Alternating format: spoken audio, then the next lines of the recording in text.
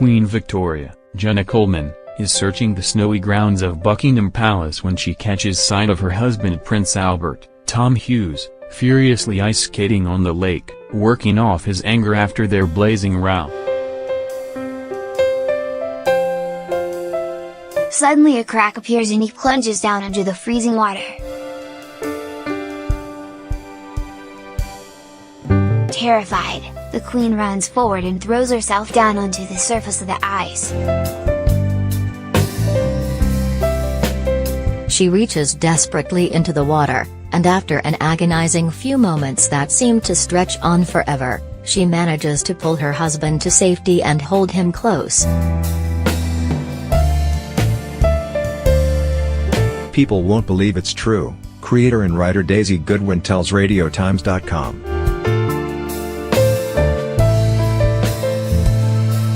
I was astonished when I first heard about it. You'd assume this dramatic incident is a work of fiction, but in fact, what we see on screen was inspired by a real-life incident which could easily have killed the Queen's husband less than a year into their marriage. Absolutely.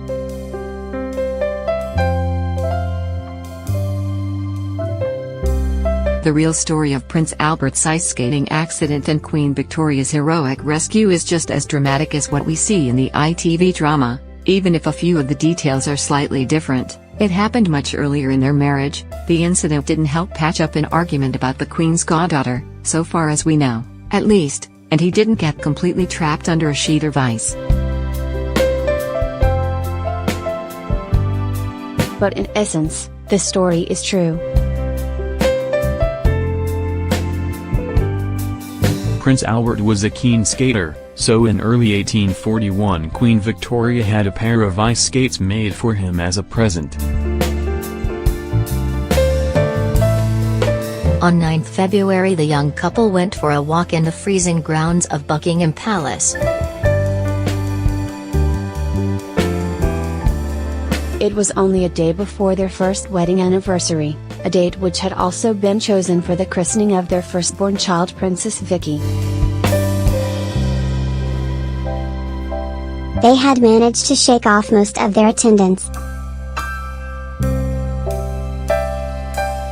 The Queen had one maid of honor with her, but Prince Albert had left the palace without telling anyone, a newspaper report explained, it not being understood by Carl Bouverie and Lieutenant Seymour that His Royal Highness intended to skate. They were not, as usual, in attendance on the prince, who had left the palace, with Her Majesty, without their knowledge.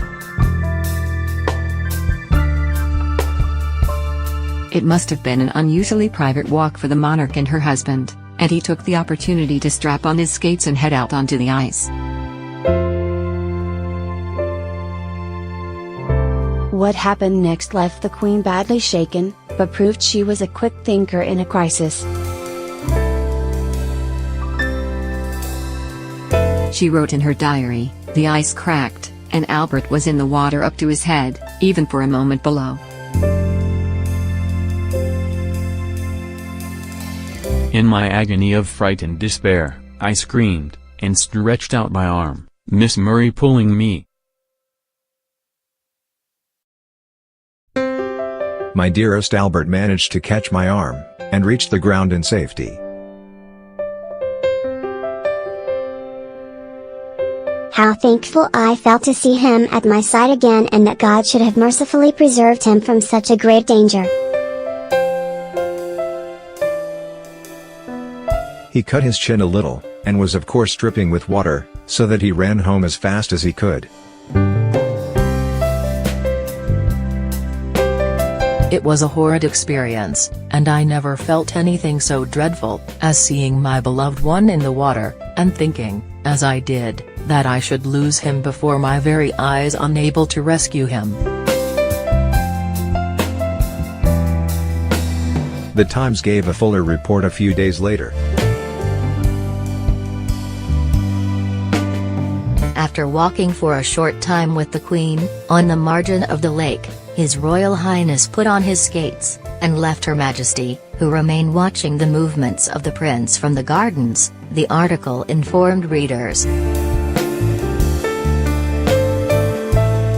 He had not been on the ice more than 2 or 3 minutes, when, as he was proceeding at a rapid rate towards the spot where the Queen was standing, and had reached between 3 or 4 feet on the water's edge, the ice suddenly broke, and, instantaneously he was immersed, head over ears, in the water.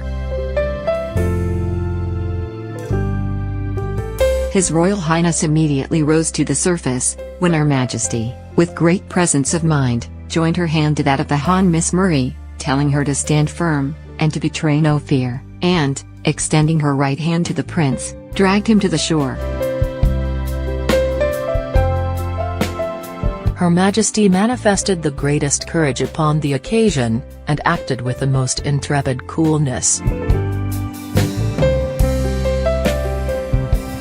As soon as the prince was safe on dry land, the Queen gave way to the natural emotions of joy and thankfulness at his providential escape.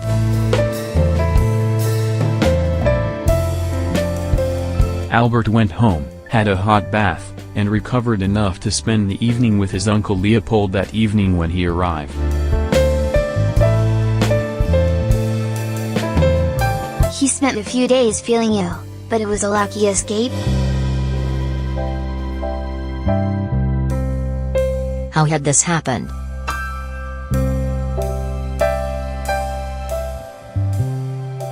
It was a particularly cold winter that year, and the ice in the center of the lake was almost a foot thick, so it should not have cracked so easily. However, it emerged that the keepers had broken the ice to help the birds who lived on the lake, and the holes in the ice had only just begun to freeze over again, creating a treacherous trap for a careless ice skater. Prince Albert was very grateful for his wife's brave rescue. He wrote in a letter to his stepmother a few days later, "I managed, in skating, 3 days ago, to break through the ice in Buckingham Palace gardens.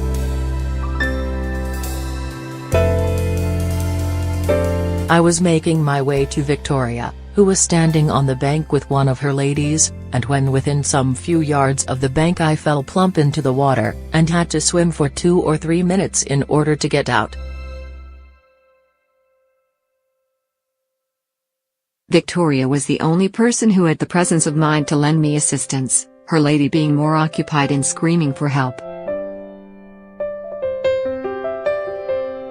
The shock from the cold was extremely painful, and I cannot thank heaven enough that I escaped with nothing more than a severe cold.